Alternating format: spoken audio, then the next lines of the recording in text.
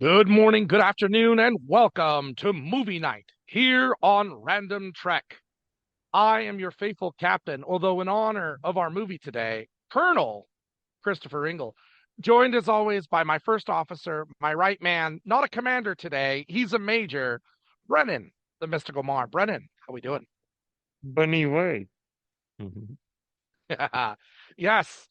Uh Today we are taking a look at the 1994 cult classic, Stargate. Uh, I, for one, am a big fan of the Stargate franchise, and I love Star Trek, but just right under that would be Star Wars and Stargate. I love all the stars. So it's only appropriate that today, on the 30th anniversary, we talk about the Stargate film. And joining us today is a great friend of Brennan's and mine. She is a fan of the Stargate franchise, and we had her watch this movie just for us. It's Kayleigh Vaughn. Kayleigh, how you doing? Doing pretty good. I'm glad to be talking about this movie because it definitely was a revisit for me because I have not seen it probably since I was a lot younger. Yes, and for those who must know, because I'm sure you'll hear it in the backgrounds, I'm on an away mission, or I went through the Stargate. Take your pick, but I am on location filming today, so there's music and the sound of students in the background. It is what it is. But as always, since it's movie night, I turn the con over to Brennan. All right. Thank you, Captain or Colonel, I should say. Um, yes, it is the 30th anniversary of Stargate. This movie, I think, holds a special place in my heart because I was just young enough when I first saw it that it still has that nostalgic feel that I basically have the movie memorized, but I certainly enjoyed rewatching it today. Which I just did an hour ago. And this is really a fun film that is definitely a cult classic um, to those who saw it in its time. So I first saw the film on a drive to Washington State. This is back when when cars did not have televisions. So my parents took our little TV that we used mostly for the N64. They put it between their seats in the front of the van, plugged it into the cigarette lighter.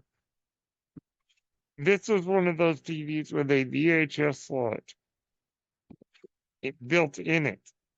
Um, those listening who are too young, that's how we used to watch movies. And so we watched it on our drive up to my grandparents' house because I had to keep those kids entertained.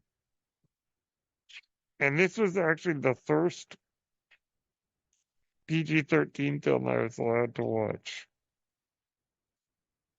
And it has become a just I just enjoy going back to it so much because of a lot of that nostalgia.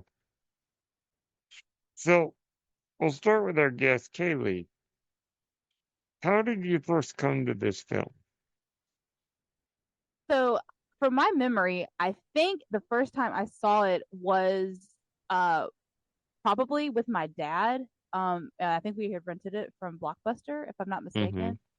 I don't remember too much about that first viewing, but what I do remember more is the times afterwards watching bits and pieces of it again, like on TV, because Hmm. I feel like it would come on TV quite a bit, like on like HBO and channels like that. So I feel like that's what remember the most about it because one thing I noticed in the rewatch was there were definitely parts of this movie that were just ingrained in my brain of like, oh, that part, I Yes. remember that part. And Oh, so yes. while I had not watched the movie in full in a long time, there were definitely a lot of images in that movie that were kind of like pinpoint nostalgia parts for me. So yeah, but I do remember watching it. I would say probably shortly when it was on like new release wall at Blockbuster. That's probably would have been the first time I'd seen it.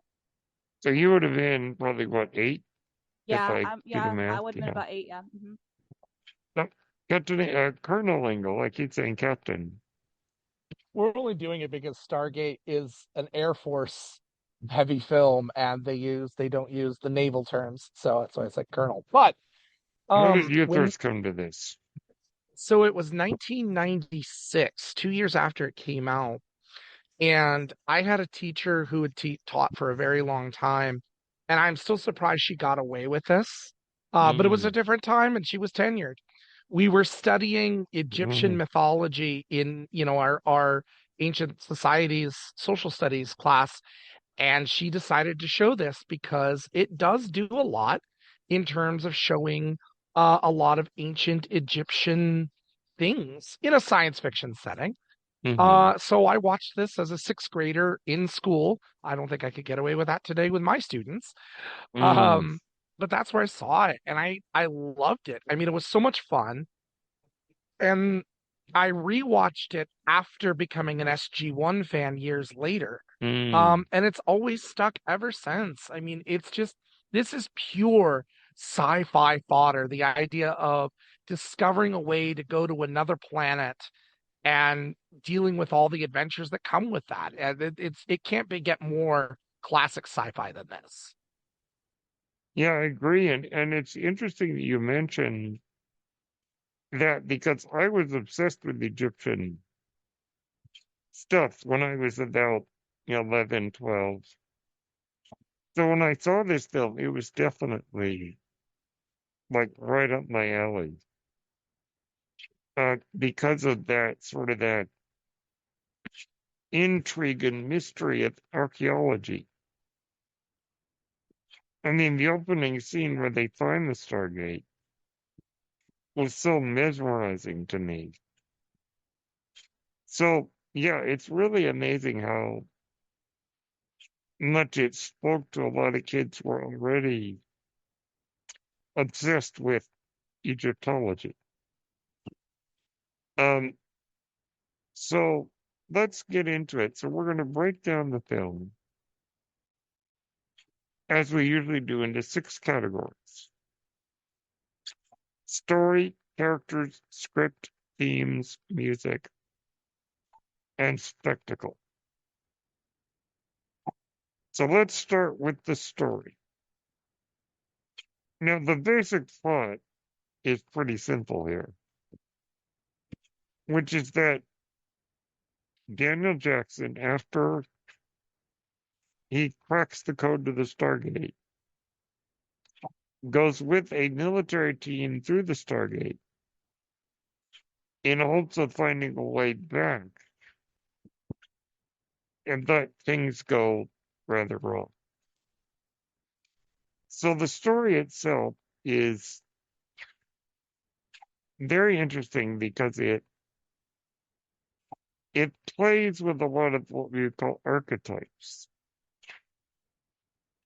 Uh, Daniel Jackson is your typical nerd who's not believed. For those of you younger than us, it's basically the same plot as Atlantis: The Lost Empire. You have the nerdy scholar who's got these theories that nobody really believes. He is hired by a girl, a woman named Catherine Langford, who, as a girl, her father had led the archaeological expedition that found the Stargate. Um, they figure out the proper sequence to activate it. They go through and discover a civilization of people that were taken from Earth thousands of years ago by Ra, or an alien pretending to be Ra. And then Ross shows up on the planet, and stuff goes down, as they say.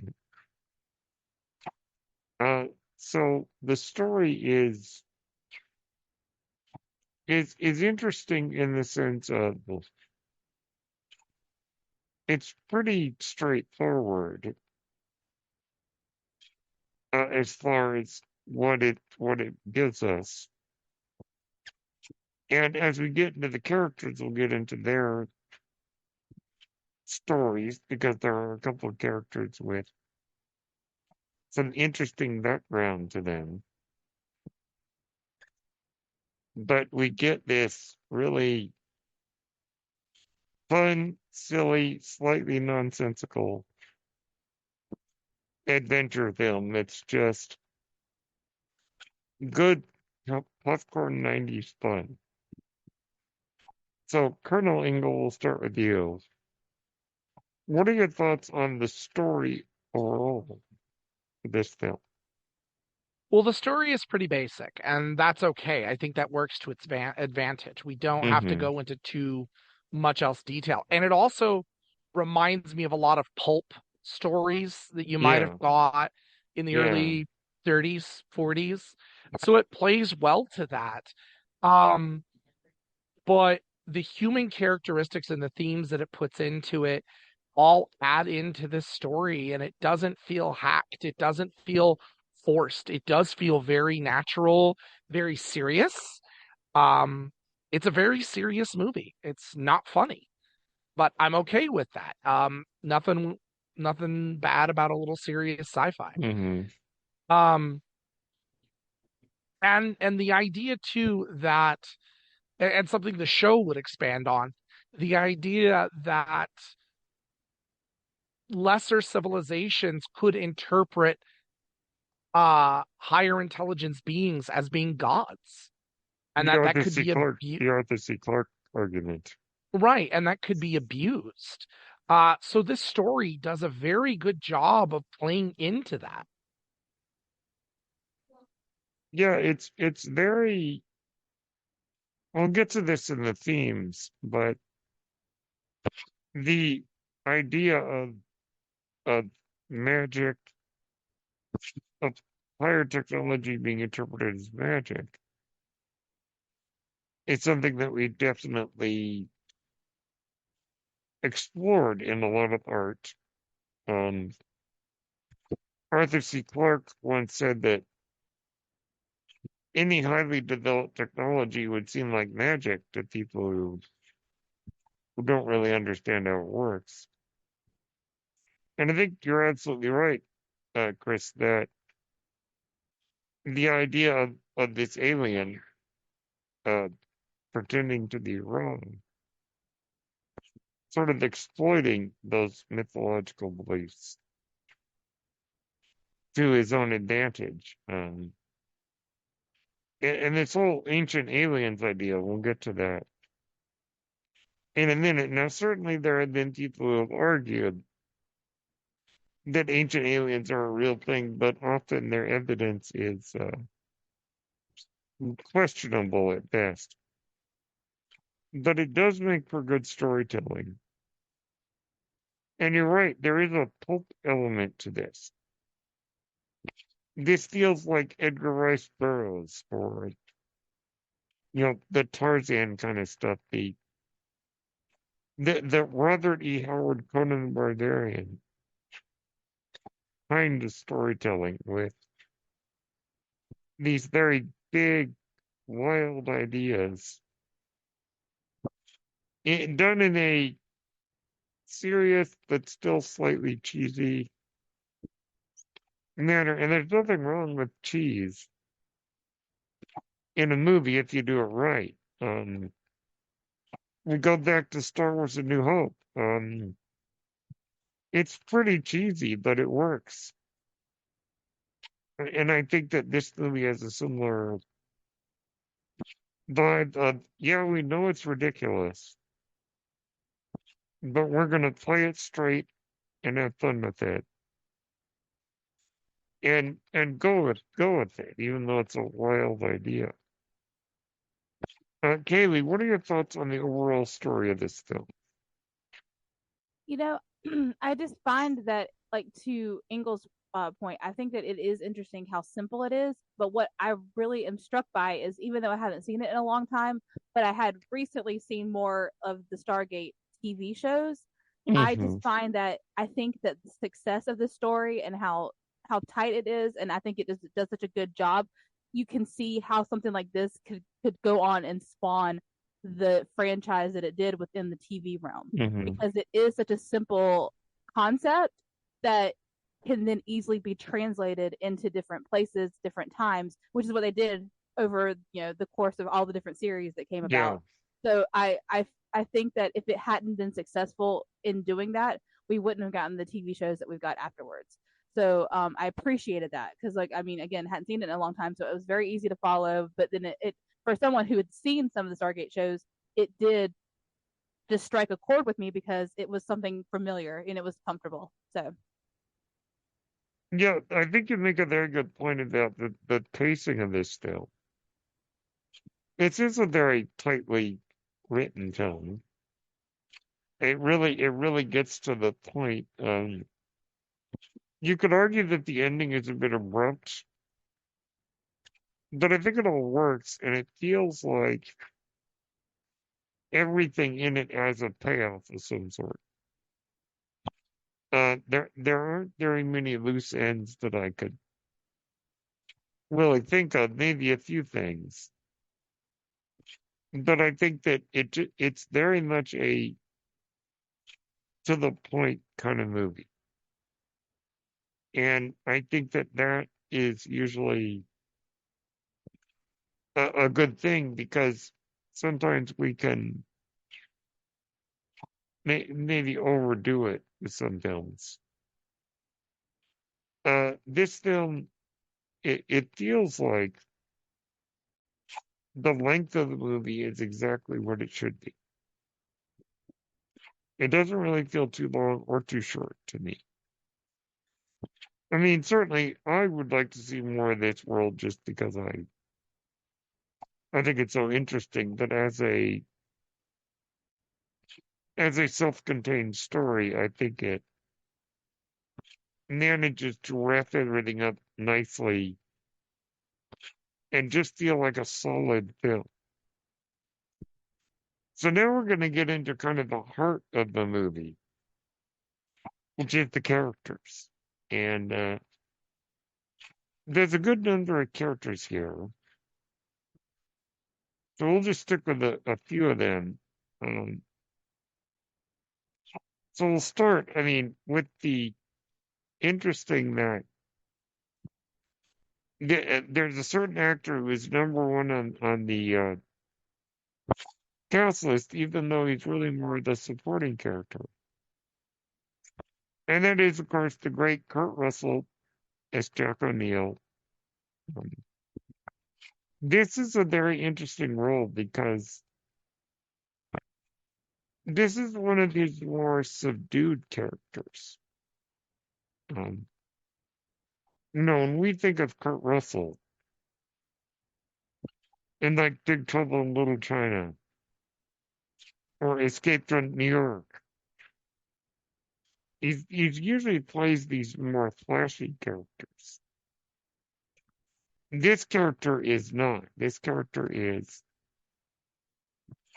kind of emotionally constipated, to lack of a better word, because of the surprisingly tragic backstory to the character. Um, that, his son accidentally shot himself, and died. I mean, that's pretty heavy. Um, and certainly there are elements where it does kind of pay off later, though I would argue that maybe not as well as it could have paid off, per se. Um, because if guns are supposed to be bad in his backstory, how come there's such a good thing later in the movie? I don't quite, it doesn't quite work for me, but I think Kurt Russell plays the stoic character pretty well. But there are a couple of moments where we see the classic Kurt Russell, doing his awesome stuff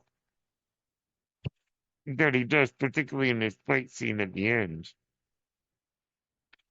Um, so I think that this is a departure for Kurt Russell in this role is not being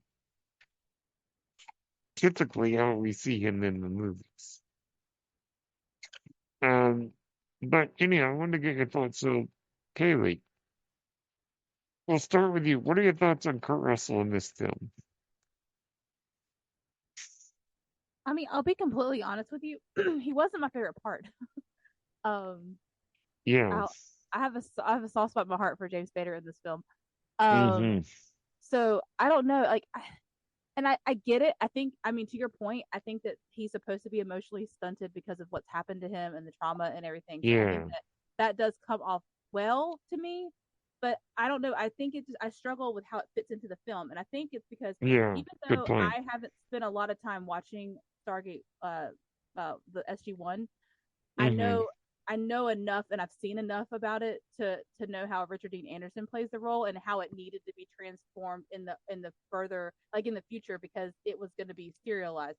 So and so I have a hard time disconnecting that. So I think in that case, it's, I think, kind of harder for me to kind of like digest the role in a shorter film like this, since it is a film and Mm-hmm. not a series. So I think that, I just think that that is one thing that kind of, I mean, you really do feel for him at first, because, like, I mean, just the way he's introduced, it's just like, it, Yeah, like, the intro of the character is great. I mean, yeah, it's great, and it, like, really does make you feel for him. But then I don't know. I think it's because you don't have the time to kind of like get a little bit more of the backstory or anything like that. It's just, I don't know. I struggle with how he plays the role. So I mean, I get it. But I think it's probably a success in the fact that maybe I don't personally resonate with that. So maybe that's why I'm struggling with it. But I don't know. There's just something about the way he plays that role. Like, I mean, I feel for him, but I just also just see him as a jerk. So I'm just like, I don't know. Mm-hmm. I find this dichotomy here of, like, I don't know how I'm supposed to accept this, and maybe I'm supposed to feel that way. I'm not sure, but that's how I came from it. Was really, I really just, and we'll get into my love of Dr. Daniel Jackson, but yeah. Yeah, it is a very peculiar backstory for the character. Because I think you're right. How does that fit into the story here? We certainly see that he is doesn't really want Scar to mess with the guns. But in terms of the payoff of the more suicidal, depressed, we don't really get that. But I mean, nonetheless, Kurt Russell is great in the movie. He's terrific. He's a lot of fun. But there is something I think missing with the story arc that they were setting up here. So maybe that is one criticism. Chris, thoughts on I Kurt think Russell? I think Kaylee and I suffer from a similar problem Yeah. in that we love Richard Dean Anderson so much in the role in the series Yes. that it's Yes. really hard for us to go back with Kurt Russell. And understandably so, a little bit of backstory. When they brought Richard Dean Anderson in to do the show, he made a point of saying, I don't want to do what Kurt Russell did. We need to Yeah. make it Good lighter. point. It was his point that we need to make him more relatable and more funny. Let him have some fun. And that's what we got for 10 years that show was on the air. Because Kurt plays him very stoically, He very he plays him very military. Now, yeah, of that, he does it fine, but because yeah, of that, he comes off as bland a little bit. Yes, he's got this tragic backstory that yeah, is rough, real rough, and I get that, but we don't develop with him any further. yeah. Good And point. so when, it's just a simple matter of math that's not fair to Kurt Russell. We got Hmm. 10 years overall with Richard Dean Anderson. We get 2 hours with Kurt Russell. Yeah. And I think it's a little hard to see anyone other than Richard Dean Anderson doing this. That being said, it's not Russell's fault. He plays the military mind very well. Yes. Um, but I think they don't do enough with him. I agree. We have this backstory, but this is Daniel Jackson's story. Yeah. I mean, we do get a little bit of the awesome Kurt Russell when he like winks at one of the Anubis guards before shooting him. Yeah. That's a very Kurt Russell awesome moment. There's a lot of here because he's playing in very military. Now, let's jump then to the heart and soul of the movie. The beloved James Spader as Daniel Jackson. Chris, I'll start with you on this one. It's another case for me where again SG1 is influencing me Oh, because yeah. I love Michael Shanks as Daniel Jackson. Hmm. And initially, Michael Shanks, again, looking backwards, he was trying really hard to be the Daniel Jackson that James Spader gave. Hmm. That being said, um, I buy early James Spader. I couldn't believe James Spader now as Daniel Jackson, No, but no. young James Spader then, I buy this. I like the hair, the look, and the performance. There's a genuine nature to it that makes sense. There's a compassion when spoiler, when he chooses to stay. That makes sense to me. Yeah, oh, I yeah. buy this. And again, you compared this to Atlantis. Atlantis is like Stargate, and it's kind of handled in a similar way. So I really like him in this role. He's genuine. That's You another thing mean that I love Atlantis about the Lost Empire, not Stargate Atlantis. him. Correct. Yes, Just, yes. just to I forgot. clarify. Yeah, I forgot. We had to clarify that with this franchise, don't we? But still, he's genuine, he's lovable, he's believable. I buy him as the nerdy scientist. Even the simplest things as the sneezes and the allergies and the sniffles, I Oh, love yes. that. They're just Yes. little things that are just quaint about him, but he has heart and he's a hero. He truly is a hero in the end, and I love him for that. Yeah, I think that he's just so lovable in this movie. And clearly you could tell Dean Devlin wrote this Yeah. because the nerd gets the girl in this movie, which is how it should be, if you ask me. But he's so lovable and he so works so well as this nerd. That's totally out of his depth here. And I think that even his interactions with Shari are really sweet. And so it's just like he's just so magnetic on screen here. It's just this lovable geek, and those of us who are nerds, I think resonate with him because it's like this is us portrayed on screen. If we were in that situation, many of us. Kayleigh, clearly, I think you have a love for James Spader in this role. What are your thoughts? I do. And like I've said this before, when I've talked to other people about like my thoughts on James Spader, because like when I think of James Spader, the first thing I always think of is like how good he is at being such a smarmy jerk. Yes, I think about like the Blacklist, and yeah. well, yeah, but I also just go to like Pretty in Pink and like Oh um yes, oh and yes. like roles like that where he's just so good at being like that guy. And so like there's that image. But then there are like ones I think of is like what I call his very earnest roles. And like Hmm. I had really forgotten about this until y'all, like I said, maybe rewatch it, and it really did reintroduce like how much I liked him in this role because I also love him in Sex Lies and Videotapes, and I feel like he Oh, plays a very yes. earnest role in that movie too. Yeah. And like I just it reminds me a lot of that role too, the way he plays it, and it's so different from what I think people think of when they think of James Spader. So, and I think to your point, Ingle, I think this is the time he was able to pull it off. Any other time, I don't think it would have worked. No. But it was the right age for him. He had the right look, and he pulls it off. But he looks, I mean, he looks sexy as hell, but yet he's still a nerd, and you That's love him, and you pull for him. I'm like, it's so good. I mean, he's the best part of the film. Plus, you say it's not funny, but like, he was my comic relief because his that's true. timing was just so good. Not that it needed to be funny. It just I laughed so many times when he would just do little things. And it was perfect. Yeah, I mean, he definitely brings that lighter touch. Now, as far as finding it sexy, I mean, I didn't, but that's just, This is my own that's personal just me. But it's all good for you.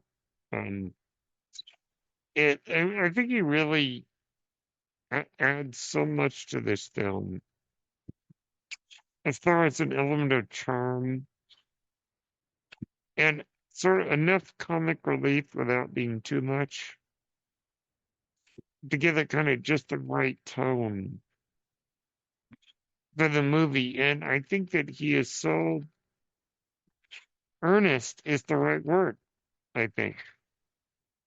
He's just so earnest in what he says and how he behaves and how he's just compassionate and kind and patient with trying to understand these people. Whereas a lot of the soldiers are not. But he's willing to sort of take the time and try to connect with it.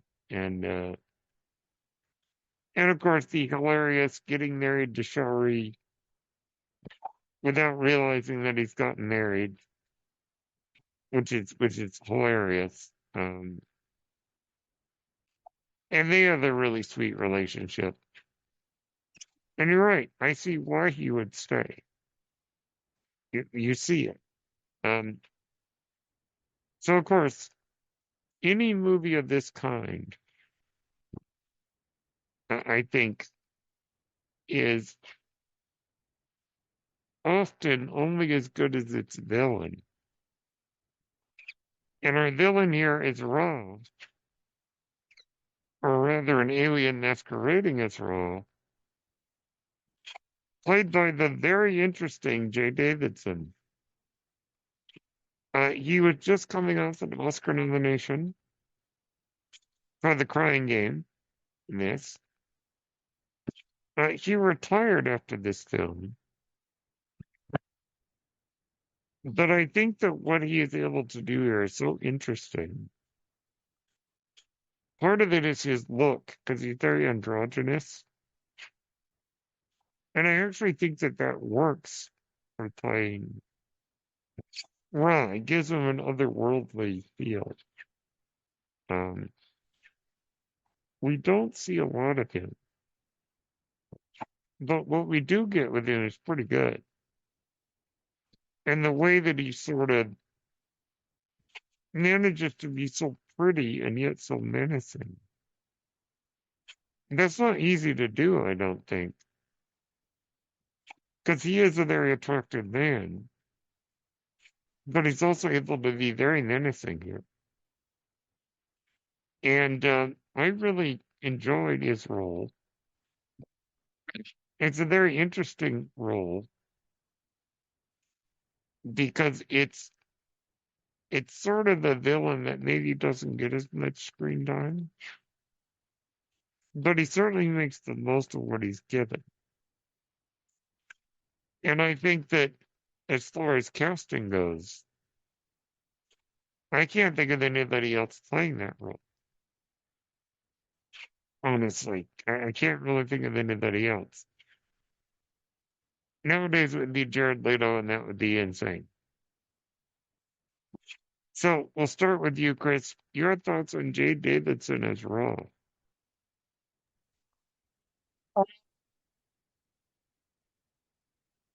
He's very uneasy, and I mean that in a good way. Mm-hmm. like as a villain, I don't know how to take him. He is menacing, and yet when you see him, he's not this big thing. He's got this technology behind him, and it's just this guy who has an over. Otherwise, everything else about him, he's not really that menacing. But yet the look and the confidence and everything he does is amazing. Um, and it creates for an interesting villain when you think about it. Um, he's overconfident, as many villains are.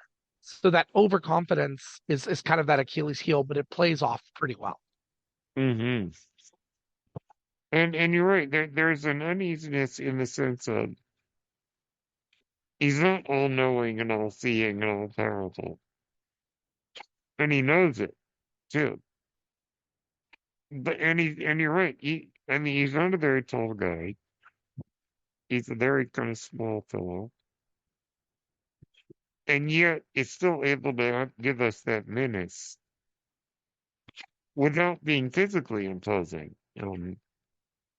As I mentioned, he's quite attractive, is what he is, which makes for kind of an interesting villain. Kayleigh, what are your thoughts on Jay Davidson as Rolf? Well, the character of Rot in general, I feel like, and this is where I think what y'all were talking about earlier with the story, where I think it was interesting for them to rely on the mythology of Egypt. And what I mean by that is, like, to your point, we don't get a lot of him, but we do get a lot of imagery tied to him, and I think that Hmm. there is a lot of kind of I guess stock placed into the myth, the mythology, and the lore around Ra, and so I think that that is where a lot of that kind of um like fear and uncertainty kind of comes from, because you, like, to your point, Ingle, I did get what you meant. Like, it is like there's this uneasy uncertainty to it that is kind of weird, and you don't really know what's going to happen or how something's going to play out.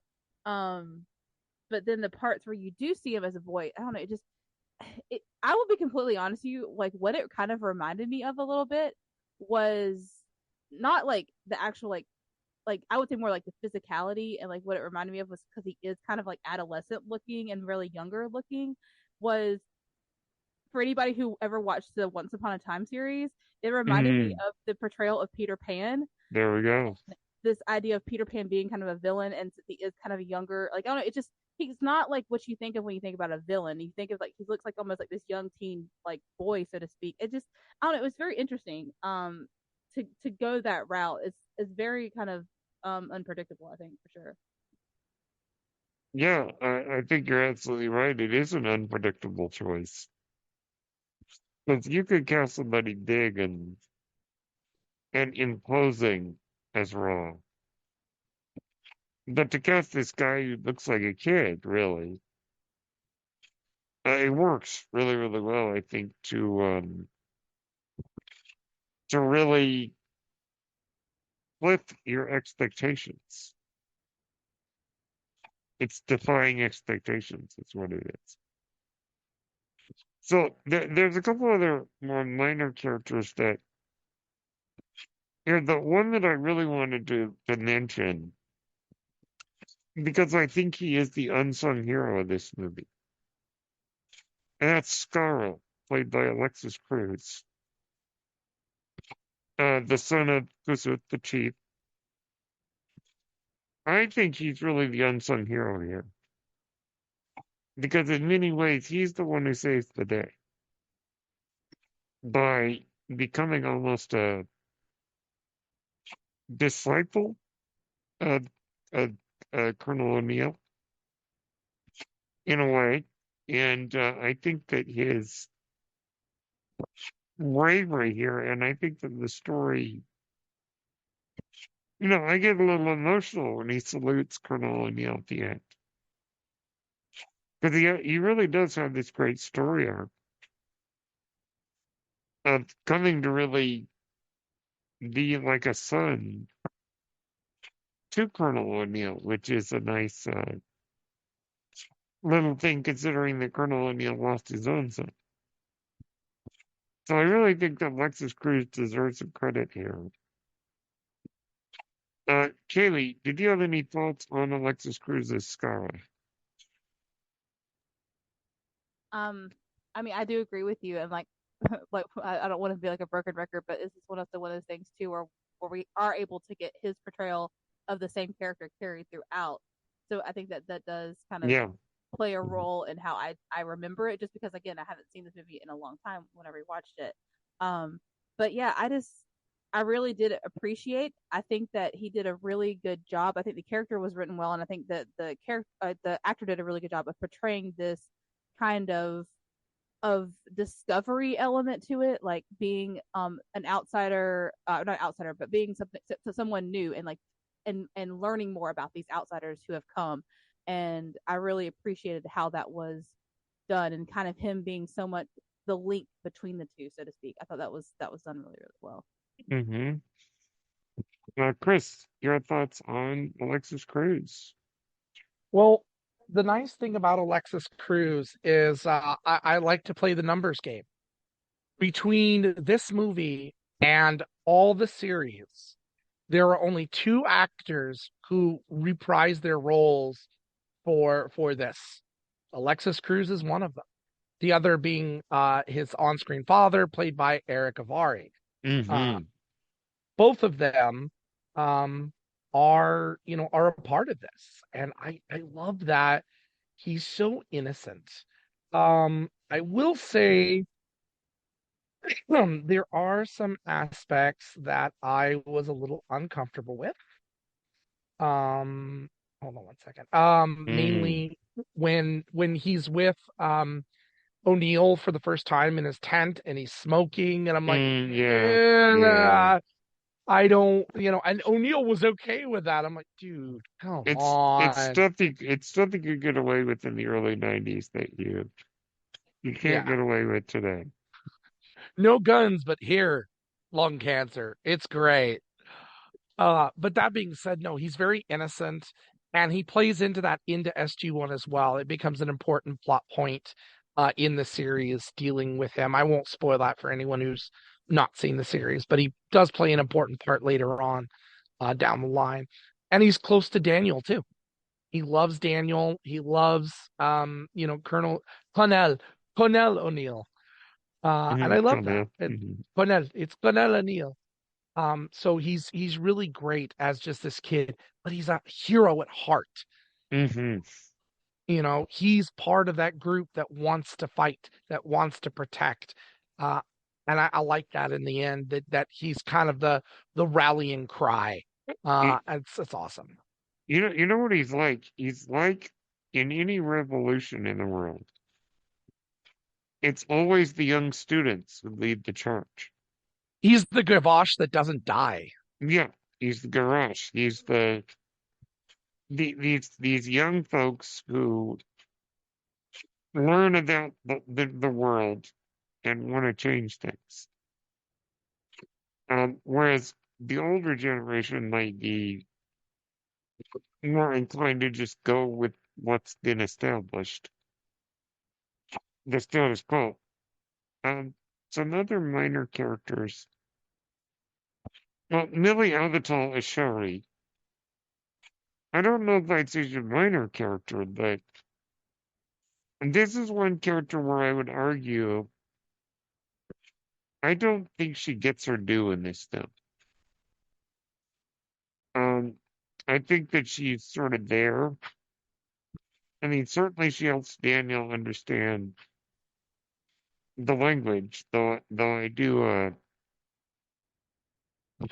do wonder if reading and writing her out loud, how does she know it? But whatever. We'll look over that. Um, I don't think that she really gets her due necessarily in the film. I do enjoy the character. Um, I think that it's hilarious that Daniel gets married and has no idea. And I think that she sort of maybe underwritten in this. Um, so just wanted to get your thoughts. Chris, we'll start with you. What do you think? I find her to be a damsel in distress, an object. She's not given any other depth other than she's there for Daniel. Yes, she Hmm. softens him a little bit to everything around him and helps him, but she's a damsel in the end. In the series, she was a damsel. And again, there's a plot point that happens to where Daniel spends time wanting to rescue her. She's a problem. It's not the actress's fault. This is a little bit of chauvinistic writing. Hmm. Um, and she's just used to that effect. And there's not a lot more positive that I could say about her. Do you suppose if it had been made nowadays, that this would have been a character with a bigger role?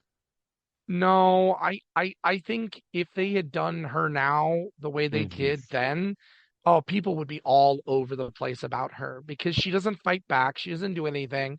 And then again, I know it's not the series we're talking about, but later on, what they do with her, again, it's the same thing. I That was she's thinking, do you suppose that if they were to write it today, this would be a character who would definitely get more to do in a I would modern hope so. screenplay? I would Yeah, hope so. She's the chief's daughter. Come on, let's yeah, do that's something true. here. Something. Kayleigh, your thoughts on Shari? I really do agree with Ingle on this one for sure. It's definitely a one note situation, but it's very much a product of the time. Yeah. Um, I think it truly is. But I think she's, I think she's great with what she's got. But I just think that Hmm. the role itself is what's lacking. I think the actress did a good job. But I don't know. It was a little bit of a letdown. I wish there would have been a little bit more. Not that she didn't have agency. I don't think she had enough to even like wasn't even. I don't know. It just um just from the get go, it was like, here, have my daughter. Just, Yeah, I mean, that the awkward way scene it, there. it tells you right there the way she's introduced. It's like, there you go, That serve her up on a awkward platter. scene. Yeah, it's like, And I will say this, I did like the fact, and this probably goes to show we all know that I'm a fan of Dan Jackson in this one, but like the way that he's very much like I don't want that part of that. Like it wasn't like you know what I mean. He was very much taken aback by it, so it wasn't like he was expected. Oh, like the woman's being given to me. It just I don't know. It was very interesting the way that was done. I was like, this is a hmm 1994 movie. You could tell. yeah, it definitely is. And then, just to wrap up the characters, Vivica Lenfors, the Swedish actress who played Catherine Langford, she's not in the movie very much, but I really think she does leave an impact and does a good job. We also have to mention that French Stewart is in this movie as You're Ferretti, Lieutenant Ferretti. you are forgetting possibly the biggest secret that's in this film that even I forget sometimes. This Oh, is an early okay. film for Jaimin Hanju. That's right, Jaimin Ansu, yes. Credited as just Jaimin. This is really before his acting career. Um, and then, of course, we have to mention Erica Laurie, the great Erica Laurie as Kusuf. Bunny Way, one of my favorite phrases. So that's sort of the cast for us. The only other person too that I I'm just sorry. just Uh, briefly want to mention has got to be Catherine Langford Yeah, because yeah, she Vivica is, Landors. yes, she's so important here. And again, comparing franchise, she moves on to become an important part to Daniel's journey later on. Um, but I love her in here. She's that mysterious woman. I've got a Hmm. secret. I need your help. Uh and she's not in it for very long, maybe the first half hour, maybe the first half hour. Yeah. But also a very good and an important part of this movie as well. Hmm. Yeah. So that's sort of the characters. Let's move on to the script, which is written by Dean Devlin and Roland Emmerich. I think that the script is very straightforward and basic. very, maybe not the most original idea, but it doesn't really need to be because I think there's a sense of just classic Hollywood adventure movie popcorn. Don't think about it too hard, kind of thing. Definitely influenced by Raiders of the Lost Ark. You can definitely, I think, see a lot of that in here. And I think it's just a very straightforward script. The dialogue is not anything super impressive, but it gets the job done. It's a very utilitarian script, I think I'll say. That it just works within the context of this kind of slightly cheesy classic adventure style movie. And I think it just works for what it is. It's not anything deep or profound or anything Oscar worthy, but it gets the job done. And sometimes with some movies, I think that's all you need. So, Kayleigh, we'll start with you. Just your thoughts on the screenplay of this film. So it's interesting because going back and watching it as an adult, knowing things that I know now that I didn't know back then, I was like, "Oh, Dean Devlin wrote this. Oh, this makes sense." Yes, very much so. That was the one thing I thought. I was like, whenever his name popped up, I was like, "Oh, this all makes sense now." Yeah, Um, it all works. yeah, exactly. I forgot that little tidbit because I just don't like in my mind when I think I know people like Independence Day and all the different things like that, but I'm not a huge Independence Day fan like the movie wise. But like in my mind when I think of Devlin, I think about his TV shows. So like that's whenever I was like, oh, this all just kind of comes together for me now. So that was the one thing that I was like, okay, cool. But yeah, I thought the script itself, like I said, I mean, barring the fact that we already talked about some of the issues with like the character development and different things like that because of the time period and Yeah. what I thought it was like I said I thought they did a good job with it. I thought that it to me it was what it needed it to be, and I thought it was a Hmm. success. And like I said, if it hadn't have been for the script and and everything like that, I don't think we would have gotten what we got in the future. Like I don't think they probably would have thought that this would have gone on to spawn what it did in the future. But I'm glad it did. I mean, Stargate Universe is one of my favorite TV shows of all time. So like, and I was really bummed that it got canceled. But like, Hmm. I keep on thinking to myself like, we wouldn't have those shows if it wouldn't have been for this. So I thought that that was a success for what it was. So yeah, I mean, I really appreciated the way it was written. I liked the elements of um, like it is a serious story, but I did like the elements of fun. I won't say it's funny, but fun. Like I think there was definitely parts where it was fun and it was Yeah.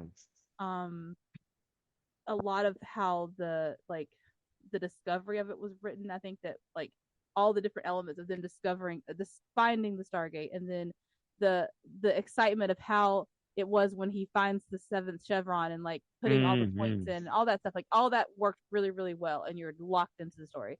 So I think they did a good job with that for sure. And I think it's interesting you mentioned the other shows because I think what happens here is that the screenplay presents a lot of interesting ideas, which then got spun off into the shows. And I think that that worked really well because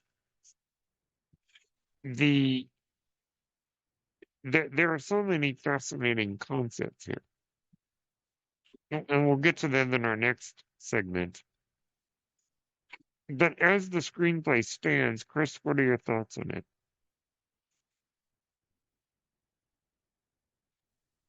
I think I don't think it's bad. I think, like I said, this is standard sci-fi schlock, and I don't mean that in a Mm-hmm. bad way.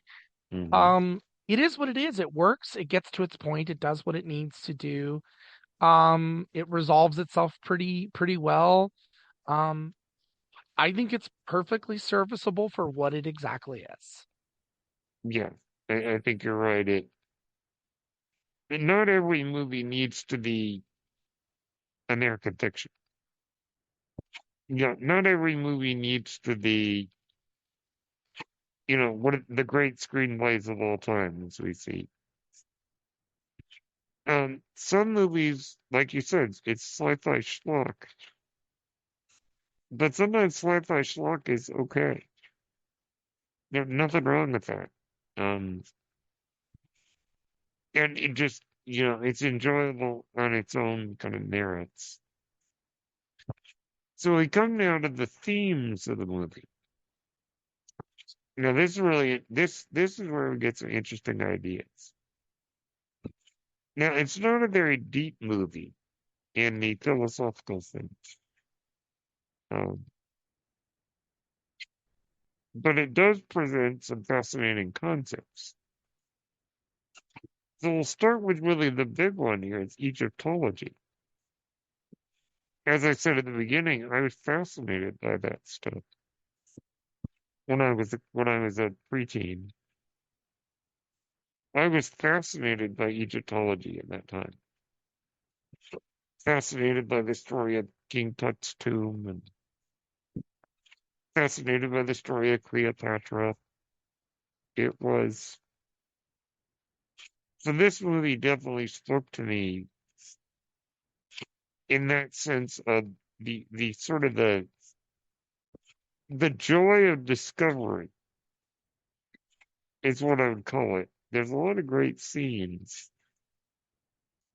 in this movie where the wonder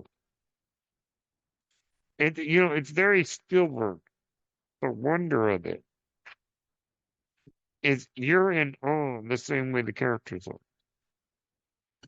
You're like, oh, look at that, or oh, that's really cool.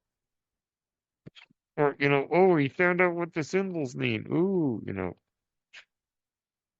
And we'll get to the score because that really helps with the awe and wonder of this movie. But I just wanted to start with that theme of just the mystery and the joy of discovery of ancient Egypt. Chris, what are your thoughts on this theme of like discovery? Um, I see it, and in the end, of course, like I said, take it back to sixth grade for me when I saw this in class. Yes. It, in a weird way, is very educational. It's very accurate in a lot of ways. If in design and aesthetic only, it's pretty good. I'm impressed. Um, and I really like that we're, facing these questions of these Egyptian gods or God in this case, Hmm. because we're just dealing with the one for now. Um, this does a very good job of broaching that subject without pushing the clear ones that will happen later on as SG1 gains its footing. Yeah. Um, it's really there's something about it that I mean, certainly the ancient aliens thing, but which I don't necessarily believe in.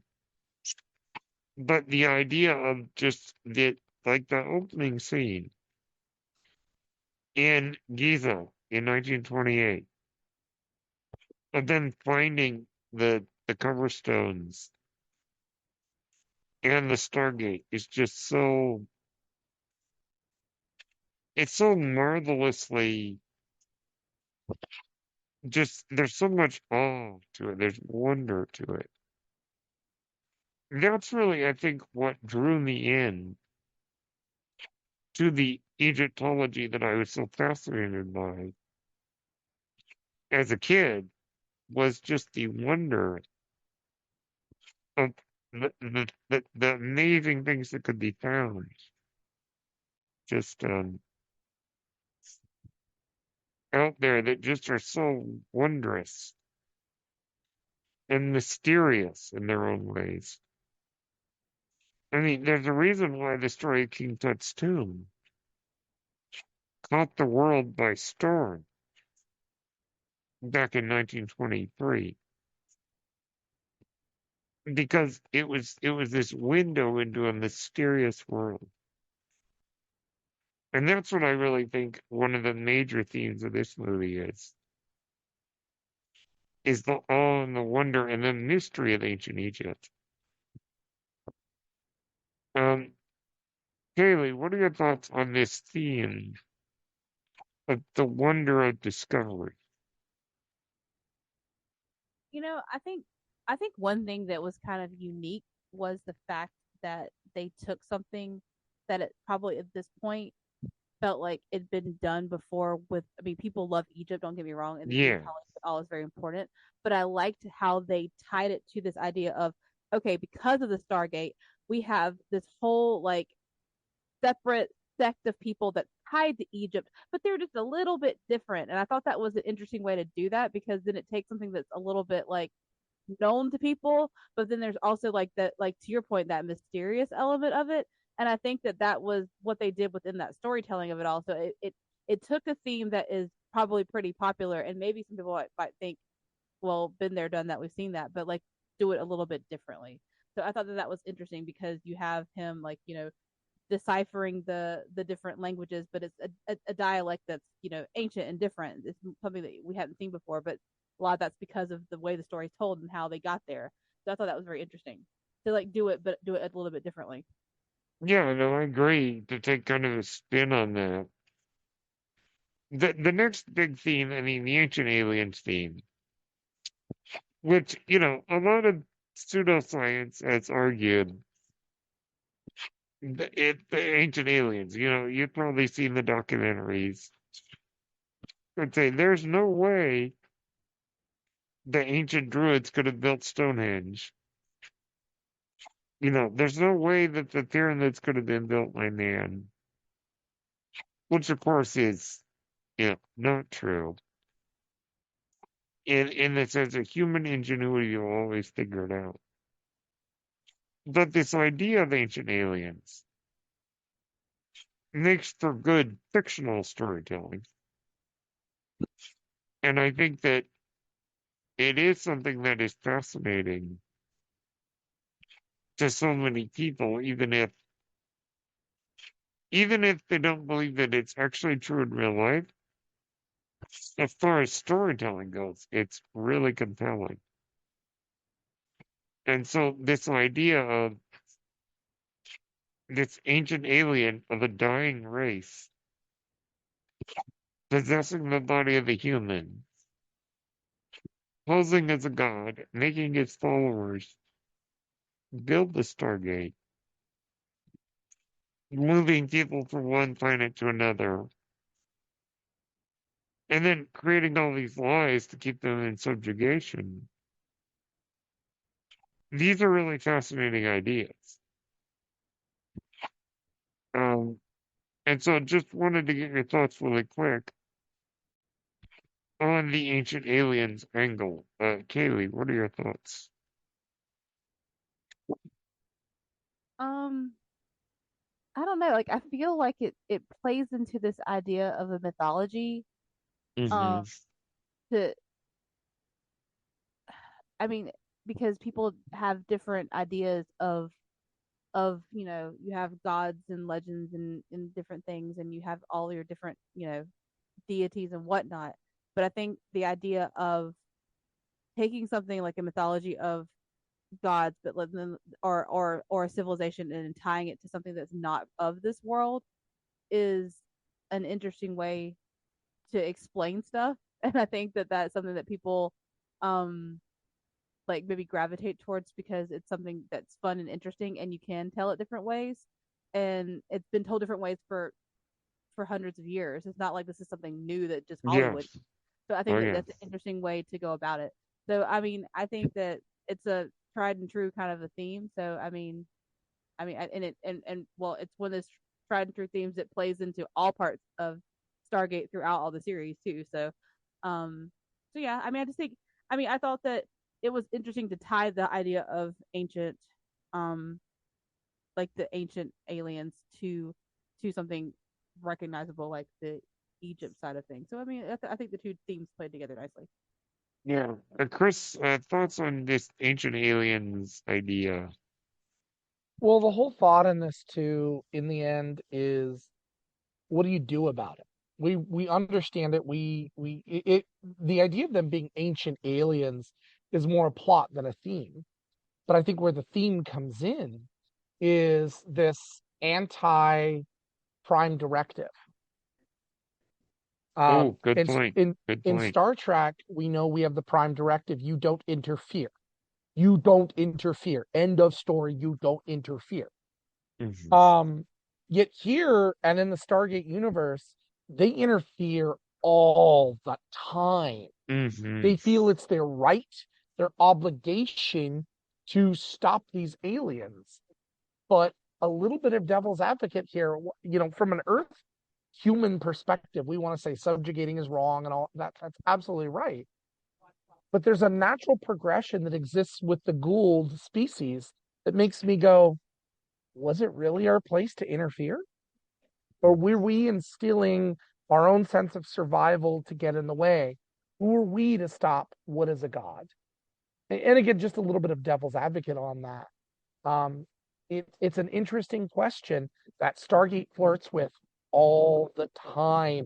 But not only do they go in and help these people out, they didn't go in to do that. You got to think they went in to blow things up because they bring a nuclear weapon with them. Hmm. They interfere all the time. So I think that's the bigger theme in this is this, do we do the right thing and what is right for us to say is the right thing? The Mm. Abadosians were surviving. They were taken care of. When was the last time Raw was back? Come on. I mean, from a perspective of watching the show later, and I'm like, no, no, no. But if you just watch the movie, was it our place to interfere in that? That's an Yep. interesting Or question. or the other way around. Yeah. So that those are kind of the big themes here. I think that there's certainly I think that the biggest one here is just the theme of the wonder of ancient Egypt that people still have today. There's a sort of the beginning of that was when uh, Napoleon went to Egypt and there was a fascination, Orientalism as we call it, which is us white people in Western civilization saying, "Oh, Egypt stuff, that's really neat." So there is a bit of that going on here. So those are kind of the real big themes. Certainly, we would talk about the theme of what Colonel O'Neill is dealing with, but because that doesn't really pay off particularly well, whatever theme they were going for there doesn't really manifest itself very well. So the next category I wanted to talk about, this is a big one, the music of Stargate. This, I think, is really one of the highlights of the film that gives it that sense of wonder and mystery and a joy of discovery is David Arnold's score, which is very much in the John Williams kind of tradition. It's big and wondrous and joyful and bombastic and just very iconic too. Um, I think many people will recognize the sound of this score. So, Chris, your thoughts on David Arnold's score to this film? The score is very haunting, but very beautiful, and it's Hmm. recognizable easily for me. When I hear that main riff, um, I'm taken away, I'm transported, and that's what you're supposed to be because that's what the Stargate does. It transports you. Hmm.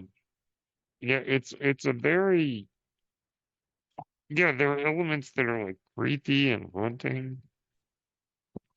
Particularly Ra's theme is really creepy.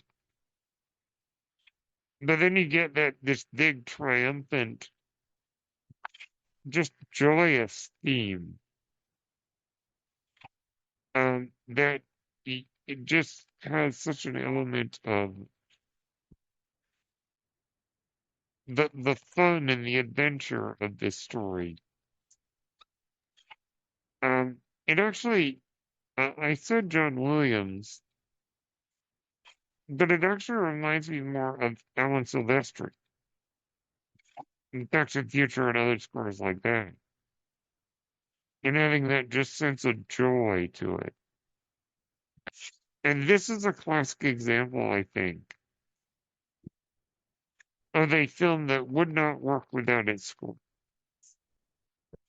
This is really the glue that holds it together is the score. And this is an interesting score because there are a lot of films out there, and particularly in the last couple of decades, a big recognizable big score like this is unusual nowadays. And this is made at a time when that was still kind of the thing. And I'm glad it was because I don't think this film works at all without the score. And I think that the score is one of those things that will have a nostalgic pull for everybody of that age that grew up with this film. Kayleigh, what are your thoughts on the score to this movie? I agree with what you said as far as like I was thinking without the the music at the certain role like the certain like parts, it would not work. Like I feel like they do such a good job of how the movie is scored as far as like all the different moments. Um like all the sweeping views of the desert planet and everything like that. It just plays so well. And I also just like I think that it's also like a very 90s. Oh, Did we lose your audio? sorry, there's a fire truck that was going by and it was really Oh, loud. Um, but no, I think that it was a very 90s sounding score for sure. yes. Um, I mean, like to me, it's very nostalgic of my childhood. It just really, like, it just really reminded me of very nostalgic elements. So, I mean, yeah, I thought it did what it needed to do. And to your point, I don't think the movie is successful without it for sure. Yeah, I think that, like Star Wars, yet again, the this is the glue that makes a movie work that maybe otherwise wouldn't have. And I just love the bombastic sound of it, particularly the moment when Daniel is being dragged by that camel creature. That bit of the score there is just brilliant. And this is definitely up there in the classic movie scores, to me at least. So then we come to the spectacle of the movie, the overall spectacle here. And I gotta say, visually, this is quite a good film. There's a lot of practical effects here that work really well. Uh, there is some early CG here, which looks well enough, but it's really those practical effects that steal the show. Great use of sets and matte paintings and models, and other old-fashioned techniques that work really well to give this film a sense of tangibility, as I like to say, where it feels like you could just reach out and touch it. Also, the effect on the Stargate itself, which is a really neat water effect, is really cool. And also the cinematography is pretty good here. These wide shots of the desert, these sweeping Lawrence of Arabia style shots, filmed, I believe, in Yuma, Arizona.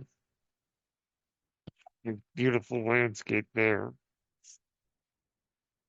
That this just really looks really good, and I'm surprised how much it holds up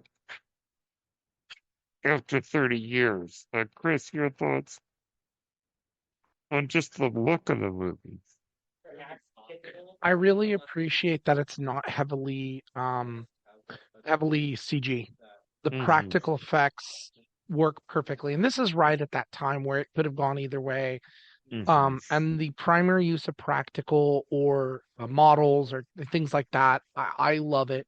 And anytime we can get more practical, that's good in my book. Mm-hmm.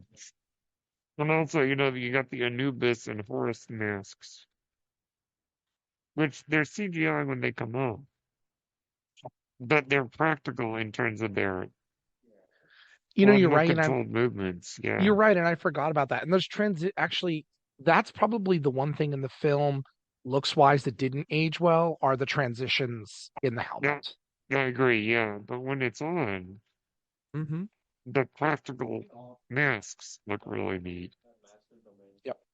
And, there is such if this is 1994, Jurassic Park had just come out the year before it, and had used CGI sparingly. And this was in an era where they could have gone CG,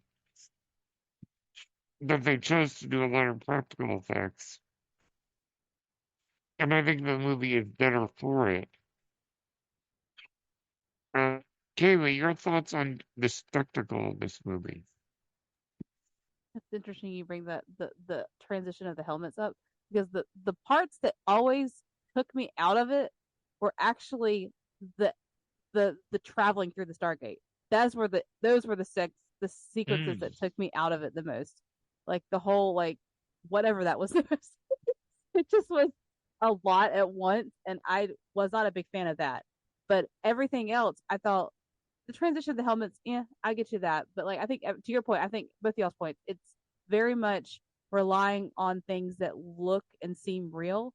And I appreciate them doing that because I think we all know now movies that did rely a lot on CGI at that time period, what they look like now, and we can all have these conversations of what's held up and mm, what's not held up. So I yeah. think um saying just a few elements of a movie not holding up after 30 years is better than saying like the whole movie doesn't hold up. So I did appreciate that. I mean, I think the spectacle of it all. I mean, I thought a lot of all the imagery of the Egypt settings and the different um like structures were very believable. And I mean the Stargate in and of itself. I mean the Stargate is such an iconic image Mm-hmm. because it's carried throughout. And so like again, here we are, like we look at the last, 20 or 30 years since this movie came out of all the different intonations of Stargate and like how we can see that image has stood the test of time. And I think they did such a good job of just like inventing it in this movie, like the way it looks, the look and feel of the stones, how the chevrons look when they go into place and everything like that. I just thought they did such a good job. And like and the iconic, like you said, the look of the gate itself with like the watery kind of effect of where they go through, that was very done very well and believable, and to the point where it looks exactly the same kind of throughout the whole series. So I again appreciate how iconic all this imagery was, and this is the start of it. to carry it on to the future. So, like I said, I think if anything, what I've learned about the spectacle of this movie is if it had not been successful, we wouldn't have got all the stuff that we've gotten past that we still know and love. And like I said, for people like myself and Ingle who've watched, several of the series, it's it's because of it. I mean, it's the origin story and it's a successful origin story. So I do appreciate that. Yeah, I agree. In terms of the visual effects, but also in terms of just the cinematography, it's a very good looking film. Um, and very well made in the art direction is really good. And the costume design is really interesting too. And also with the village, it's totally believable. That kind of that rundown, rather poor village, all these buildings made out of brick or whatnot. Just on so many levels, it's a good looking movie. And I think that, yeah, I agree. It was very wise to avoid too much CGI, because then I don't think it would have held up as it does. Um, so as we come to the end here, the movie made $200 million on about a $50 million budget. Really quite successful. And certainly the reviews were mixed at the time. Um, and they still kind of are. But clearly it found an audience because of what, 5 shows that came because of it. It's completely insane how this little movie that, I mean, 55 million in 1994. That's a pretty good sized budget, but it definitely struck a chord with people. Um, Regardless, I mean, yes, I think that, yeah, I do agree with some of the reviews of the film that are a little bit more on the negative side. That I think that if you go into it with the mentality of this is just a fun adventure movie, don't take it too seriously. Some of the science might not make any sense, but for what it is, it's good fun, and it really did quite well, better than I think anyone expected it would. So that kind of brings us to the end of our review, 30-year review of Stargate. Roland Emmerich, 2 years later, would direct Independence Day, which was a huge hit, and with a similar vibe as this movie. So, Colonel Ingle, I keep saying Captain, I turn the time back over to you. Thank you very much. All right. Of course, I'd like to thank Kayleigh for joining us today. Uh, it's been a lot of fun having you. We really appreciate it. Thanks for asking me. Want to plug your museum while you're on here? People go visit while they're in the Carolinas? Yeah, come to the Morris Center for Low Country Heritage. We're in Ridgeland, South Carolina, very close to Savannah, Georgia. That is awesome. All right. Well, next week we are back at the original series, I believe. Ooh. So let's see. The randomizer giveth and the randomizer taketh. Well, it could be good. It could be bad. I don't know what way it's gonna go. All right. Are we ready? Yes, let's hit the randomizer. Let's see what we get. It could be good, it could be bad, or it could be Space Lincoln. It's the Savage Curtain, season Ooh, 3, all episode right. 22. All right. Space Lincoln. We get Yeah. Space Lincoln. Oh, yeah. Yeah, among others. I enjoyed that episode, so we'll see how this goes. I just watched this for the first time a couple weeks ago, just for the heck of it. So I get to watch it again closely. I like it. I Yes. like that. It's interesting. It's a question of good versus evil. That'll be interesting. All right. Brennan, where can the people find you? You can find me on X at Brennan Mystical. You can find me on Threads and Instagram at Brennan Blue. You can find us on YouTube under Page Turners They Will Not, and wherever you get your podcasts. And of course, you can find me on Twitch and Twitter at CIngle1984. But as always, we end every episode, applause, and live long and prosper. Peace and long life. Oh, like right before the redhead?